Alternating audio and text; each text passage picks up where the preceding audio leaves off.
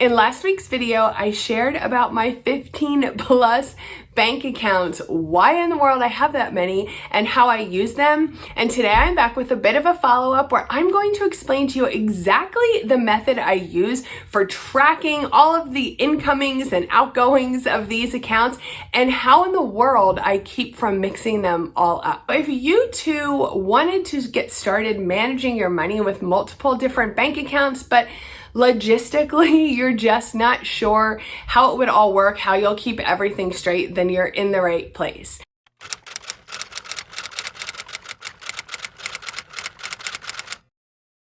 So if you didn't watch last week's video or you need a refresher, make sure you hop on over and watch that one first so this all makes sense to you. But just for a real quick recap, this is a picture from last week's video showing all of the accounts that we covered. And you'll notice there's 3 different groups of accounts. So we have one group of sinking funds, we have one group of spending accounts, and then we have another group that I kind of refer to as my hybrid accounts.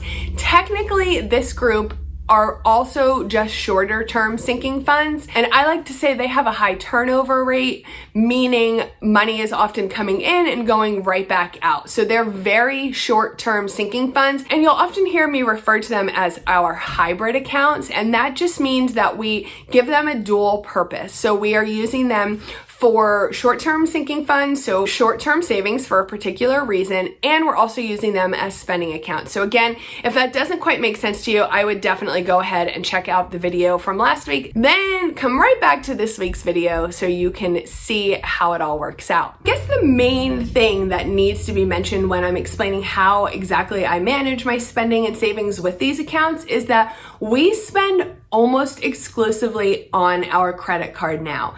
An actual credit card, not a debit card. And we do that for a couple of reasons. Obviously, we want to get the points, so that's a plus. But beyond that, I find it so much easier to manage when I'm doing all my spending on a credit card versus a debit card, because with a debit card, you really have to be on top of it. You really have to be marking that spending, making sure your bank account is constantly up to date. And we used to do this years ago, but the problem we ran into a lot was my husband would go out and spend and would forget to let me know or would forget to give me a receipt. And since I was the one that did all of the managing of the bank accounts and paying the bills, I wasn't updating our accounts or my checking register if I didn't know he was spending money, right? So then it kind of got into this thing where I was constantly saying, did you spend money today? What did you spend? What did you spend it on? I need a receipt. And it really just kind of started putting this tension between us where it felt like I was micromanaging his spending and he felt like I was always nagging at him about what he's spending. And while that wasn't always the intention, the main intention was to make sure that I was aware of everything so I could make sure our bank account reflected the spending. It just got a little messy, and I digress. That's a story for another video, but that is our dynamic when we try to solely spend directly from our bank account using a debit card. It just doesn't really work for us, right? It'll work for a while, and over time it gets a little funky, and it's not our favorite system. So that is what kind of led us back to spending solely on a credit card. But I want to mention, we spent solely on a credit card before, and it was a big part of our, what I always call our come to Jesus moment, of when we realized we had to absolutely make a major change with our finances because we were in trouble. So if you don't know our story and you've never kind of heard the reason we were so in debt, how we got out, etc., I will go ahead and link that video up here as well, and you can check that one out too, just so you can kind of see where I'm coming from and a little bit about what our journey has been that has led us here. So when we began working our butts off to get out of debt, we closed every single credit card we have except one, which was our Chase card. We had it forever. We really liked it. And truth be told, I just was not fully comfortable closing that. Yes, it had become our security blanket. And I couldn't do it, nor did I even want to. I mean, I really liked that card and I just didn't think there was an issue in having one card still to our name. And I will say, we did really well with not using it. We did really well with paying all our other cards off, closing them. We were able to pretty much cut off all spending on that card except for gas. I live in Pennsylvania and I hate getting out in the freezing cold and having to walk in the store and pay for gas. And we really weren't using our debit card much while we were paying off debt because we were operating on a zero-based budget, which we still do today, but we were keeping our checking account super lean. There was like nothing extra in there. So I was very conscious of not using our debit card because we didn't want to accidentally overdraft our account, and you know what a mess that is. So we decided we were going to keep that one credit card. We were going to use it only for gas and then of course pay it off in full every single month. We actually pay ours in full every 2 weeks when my husband is paid. So it was years. It took, we are about 4 years out of that journey now. Only last year did we feel comfortable going back to full credit card spending. And it was a little bit of a progression, right? We started with a couple things and moved up, but we're good. All that to say, gosh, that was a lot of rambling, but all that to say, this is not a good system for you if you cannot use credit cards without paying them in full, without being able to control your spending, without allowing them to make you overspend. If you can't discipline yourself that you're only putting things on a credit card that you actually have the money to pay for, right? That means you can afford it. If you're charging things on a credit card that you don't actually have the money to pay that bill, you're purchasing things you can't afford, and that is often the trouble with credit cards. So I just want to make sure I'm giving you this disclaimer. I'm being responsible in this video because I don't want you to watch this and be like, oh, that looks so easy. That looks great. That looks convenient. That looks like it would work for us. And now a couple months down the road, you have racked up a huge credit card bill.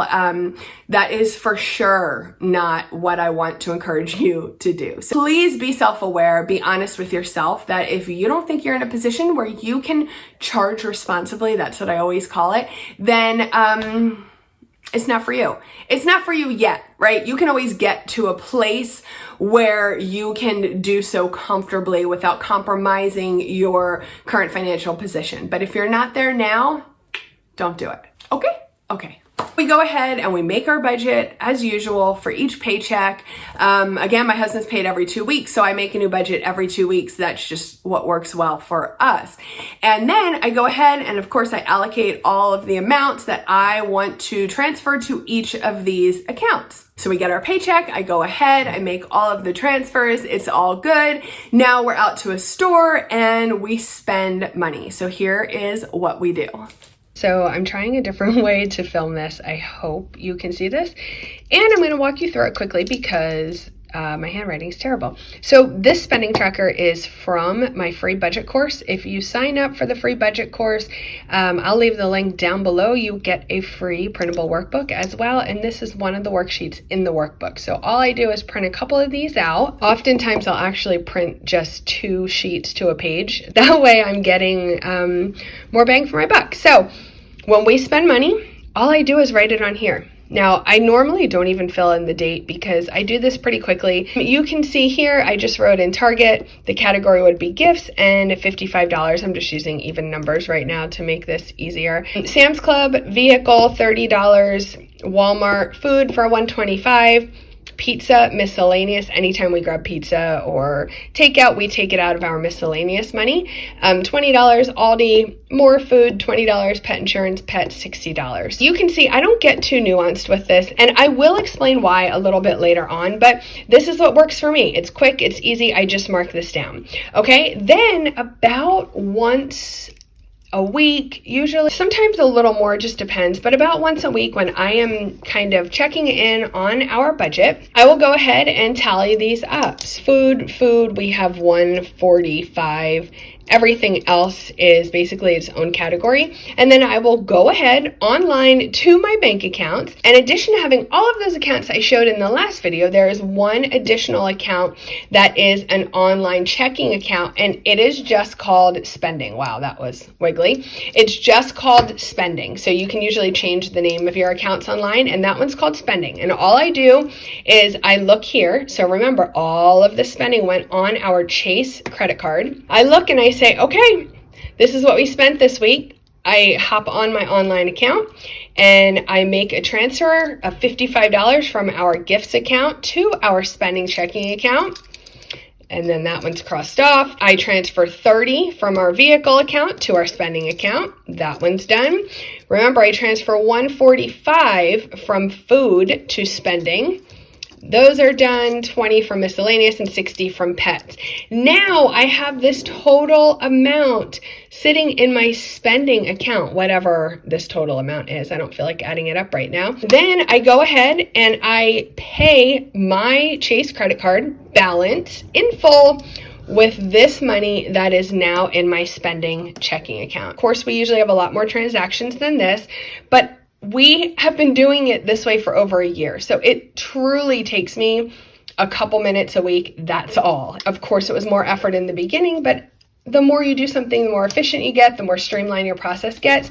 And it really doesn't take me a long time to do all this. Here's what I really like about this process. Because all of the spending is done on our credit card, which is not tied to a bank account, right? It's not actually taking any money out. It's just increasing the balance until we pay it off. I don't have to worry or stress out if I go a couple days without being able to add up all those transactions, make those transfers, and make the payment. If I'm being honest, I often will do that even more than once a week because I'm so anal and because I check in with my budget every single morning, and I usually do take a couple minutes and look over the spending or whatnot. You don't have to do that. You can do it once a month if you want. Personally, it like triggers me seeing that credit card balance go up for a full month. Like I just can't. If you can, that's cool, right? If you're only spending what you have allocated in your account to pay for, then theoretically, you should never have a higher credit card balance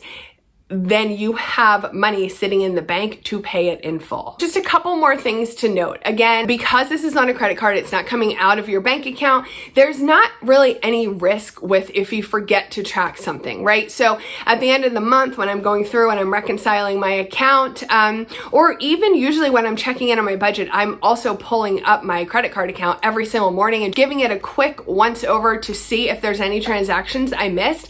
Going back to that example with my husband forgetting to tell me that he went somewhere or give me a receipt, that's usually where I catch it.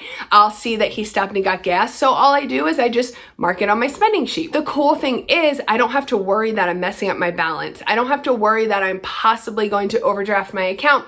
I don't have to worry that my math was wrong and I really don't have as much money in my account to spend as I thought I did. Points and everything are great, but they are just kind of like icing on the cake. If we weren't able to kind of keep our spending and our self-discipline in check with using credit cards, we would not do it just to earn the points. Hopefully that makes sense to you. It may feel overcomplicated when you're looking at the different moving parts as far as so many accounts and the credit card, but for us, it's really simplified things. Somebody left me a comment on last week's video and they said that they use a very similar type system with many different bank accounts, and the reason they think it works so well for them is because they are a really visual person, and that kind of clicked with me because I'm always telling you that I'm such a visual person, and I do believe that that makes a lot of sense. It just gives me, I think, a better,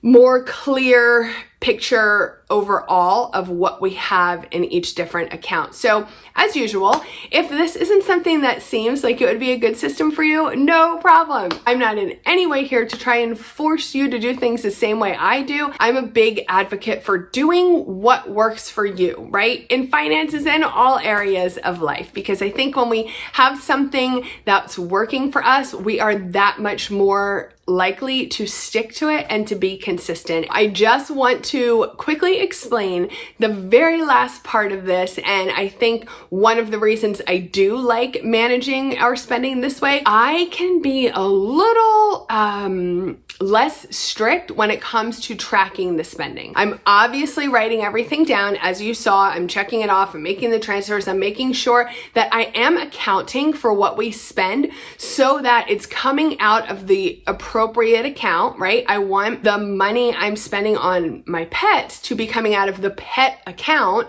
because if I'm accidentally taking it out of our vacation sinking fund, we're not sticking to the budget, right? We're not really gonna have a good feel for where our money is going. But the one place I really see this saving us time is when I am going to reconcile our budget at the end of each budget period. Now, if you don't currently reconcile your budget, or you don't really even know how to reconcile your budget, go ahead and check this video out. I just posted this one a couple weeks ago and I walked you step by step. It really is very detailed and shows you my exact process. And when you're reconciling your budget, it's imperative that you are tallying up all of your spending so that you can see the amount you actually spent in each category for that budget period. When you're reconciling your budget, you are going back to track and see, hey, this is what I originally planned for. This is what I budgeted for, but this is what actually happened, because they're not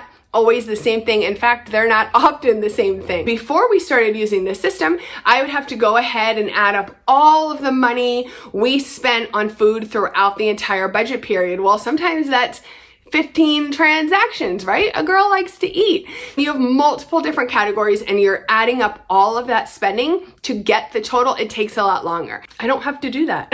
I mean, I just don't have to do that. Let me give you an example. Today, I'm going to sit down and create my budget for the upcoming budget period. So for us, that would start on Tuesday. I'm currently filming this on Sunday. So I'm going to close out my budget today, and then I'm going to create my budget for the next 2 weeks. Let's just stick with the food example. If I'm budgeting $300 for food, when the money comes in, when my husband is paid, I'm going to then go in, take $300 out of our account, transfer it over to our food account, and then that's it. When I'm reconciling my budget, how much did I spend on food? I spent $300. That's it, because that's all there is to spend. And if I do not spend $300, that's okay. The rest of that money still sits in the food account. I still only took $300 out of our regular bank account, our operating account, for food. If for some reason we would happen to go over, then I would go ahead and I would take that money from miscellaneous. And here's the key. I don't track miscellaneous because it's miscellaneous. Hello. Editing Kristin here. I was trying to hurry up and get this video done and scheduled because it comes out tomorrow morning. And I just realized for some reason my last clip, the entire video was white. I have no idea what happened. I just wanted to hop on really quick to kind of close this out and explain what I was talking about. When I budget money for miscellaneous, we usually budget $100 every pay for miscellaneous, and that pretty much is just to cover anything. Anything we may go over, anything we may have forgotten to account for when creating our budget, really anything. If we have extra miscellaneous and we want to go grab a treat, we do. But the thing is, when I'm tracking my spending, I do not break down what was spent with miscellaneous, okay? So if I was going to break out that $100 that we spent in miscellaneous and say, oh, 46 of that was food and 32 of that was pets, I would just give us extra money in food and pets. I wouldn't really bother with the miscellaneous category. The point of the miscellaneous category, at least for us, is I don't worry about it. We have $100, we spend it, cool, we don't, cool. It really doesn't matter to us, but I do not bother taking the extra time to break that down, okay? So whatever I allocate for each category, that's all I account for us spending. So again, when I'm reconciling my budget, I have one column where I'm putting everything in that I'm estimating and the amounts I'm budgeting when I'm creating the budget. But throughout throughout the pay period as things are being paid and spent. And at the end of the pay period, when I'm reconciling the budget, I'm then using the column that says actual to fill in what we actually spent, what we actually paid on the bill, and whatnot. So if that is confusing to you, you're going to want to head down below to the description box and go ahead and sign up for my free budgeting course. That is going to send you a new email with a new lesson every day for 5 days, and it's going to give you a full workbook that will take you through the whole course and give you all of the printable trackers, budgeting sheets that you need. And once you get that budgeting sheet, you will understand what I'm talking about with the estimated column and the actual column. And I think it'll give you a little bit more clarity. Once you do that, if you still don't understand, feel free, leave me a comment, shoot me an email, and I will try to help you through it. Otherwise, that is how I manage all of these accounts. I hope it made sense to you. It makes sense in my brain. Hopefully I did a half decent job of communicating it to you. I really appreciate you so much for being here today. If you have a spare second, I hope you will give this video a thumbs up, subscribe to my channel. I've been putting out new videos every Friday morning and every Monday morning, and I would love to see you back here for the next one. Thank you so much for watching, and I hope you have a great day. Bye. I remember the day when we started talking. We were kids and I knocked down all of your marbles, but you did not seem to mind.